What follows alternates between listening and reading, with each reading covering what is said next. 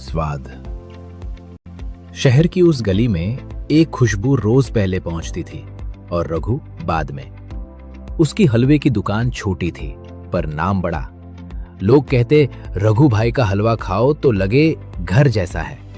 रघु कहता, इसमें घी और मेवे नहीं, मेरी ईमानदारी है। उसका 7 साल का बेटा गोलू अपने पिता का सबसे बड़ा प्रशंसक था। पापा, मैं बड़ा होकर आप जैसी ही हलवा बनाऊंगा। रघु मुस्कुराता था। उसे लगता था उसने सब कुछ सही कमाया है।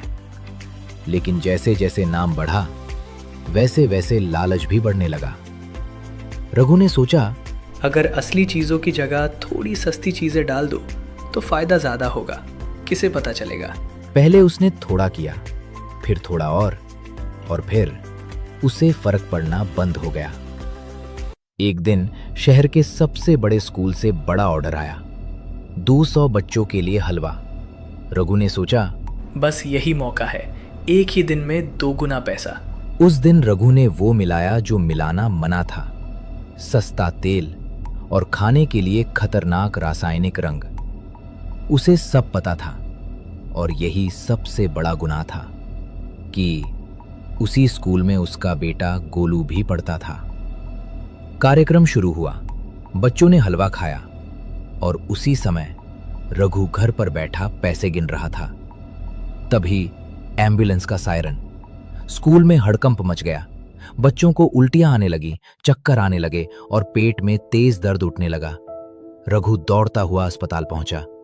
वहां जो उसने देखा, उसे देखकर रघु के हाथ पांव कांपने लगे। भीड़ के बीच गोलू पड़ा था। उसका चेहरा नीला पड़ चुका था।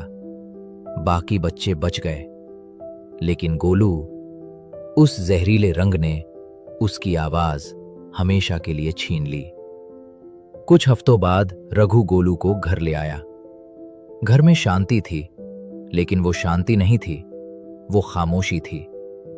रघु की दुकान बंद हो गई। लोगों ने मुंह मोड़ लिया। लेकिन सबसे बड़ी सजा लोगों ने नहीं दी। सजा हर दिन उसके घर में खामोशी बनकर बैठी थी। अब रघु हलवा नहीं बनाता। वो एक गोदाम में बोरे उठाता है। हाथों में छाले हैं, पर दिल में उससे भी गहरे घाव। हर शाम जब रघु घर लौटता, गोलू कुछ कहना चाहता। उसके होंठ हिलते, गला कांपता, लेकिन आवाज बाहर नहीं आती। रघु सब समझ जाता था, क्योंकि ये वही आवाज थी जो उसने अपने लालच से मार दी थी।